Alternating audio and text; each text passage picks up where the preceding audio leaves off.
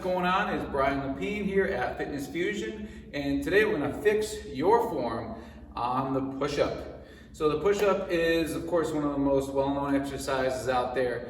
Everybody knows what a push-up is, however, most people don't know how to do it right. So that's why I chose it as my very first exercise on this new video series of mine, Fix Your Form. So if you want to receive further notifications, new exercises, I'm going to come out with a lot more of these. Make sure you like and subscribe to the channel and share with people who you think might benefit from seeing these types of videos as well. So let's go ahead and get into it and fix your form on the push-up. First, I'm going to go over the general muscle groups that are worked on your push-up. So your push-up is a pushing exercise. You're going to work mainly the chest, the shoulders, and the tricep. There are other exercises, muscle groups rather, that are working. So your core is working because you're in a plank, your quads may be engaged, your glutes will be tight, but we're focusing on the chest, shoulders, and triceps.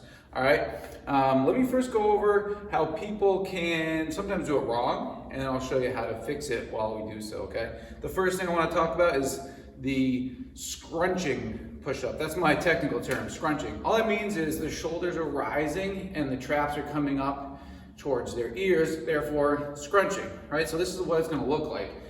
If somebody's scrunching in a push-up, they're bunched up, shoulders are high, and they're way, way, way too shoulder dominant on the exercise.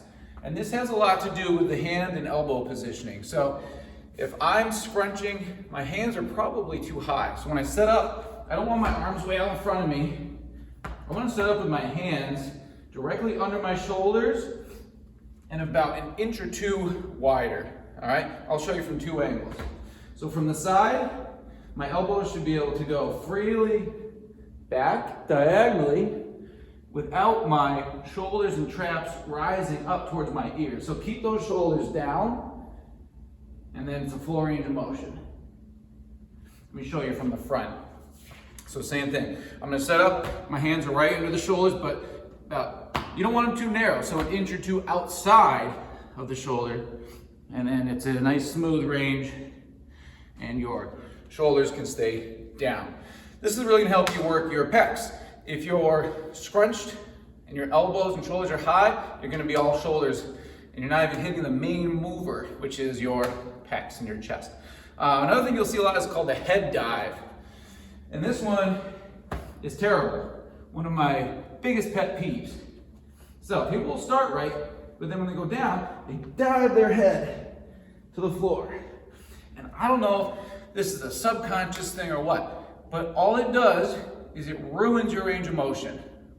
Range of motion is key. If you don't get a full range of motion, you're not doing as much as you could to build muscle and get better at that exercise.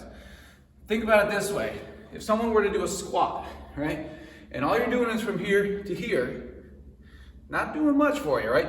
That's the same as the head dive. So I need you to keep your head up, neutral spine, and you need to get your chest all the way to the floor. All right, so no head diving. That's a big, big, big no-no. If you cannot get your chest all the way to the floor, I'm going to show you a modification. You just do it from your knees. Okay? So if you can't do a full range of motion from your feet, you need to get better at the exercise first before trying it from your feet. So you should do it from your knees, or you should incline the body a little bit. And I'll show you a way to modify that in just a moment. Another way that we see it done wrong is the arch on the low back, and the butt is too high. So you'll see people like this. Their form in the upper body and the arms and shoulders might be good, but their core is not engaged. So their butt is way up and their low back is really arched. So I need you guys instead to have a nice flat body all the way through. Shoulders, hips, knees, ankles. So tighten your core and your glutes, and that's going to really help you straighten out the body. And then once you can be in a nice plank, then you can go ahead and do the push-up. Okay, so modifications, like I said, if you can't do one from the feet, you have no business doing push-ups from the feet yet. It's pretty simple. You need to get better doing it other ways to progress to be able to do it from the feet. So from the knees like I showed you, or you can do what's called an incline push-up.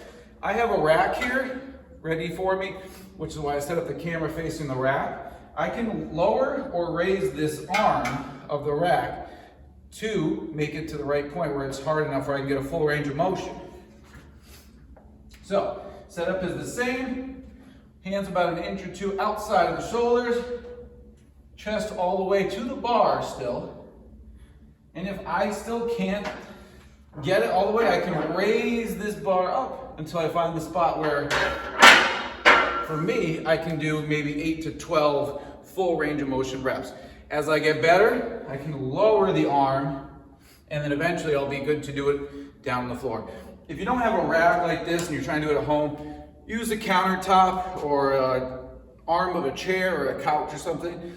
Anything that'll get you, better doing it from your feet. Because you can practice from your knees all day, but there's nowhere to go to modify from there. So inclining from the feet, in my opinion, is much better than doing it from the knees, if you can.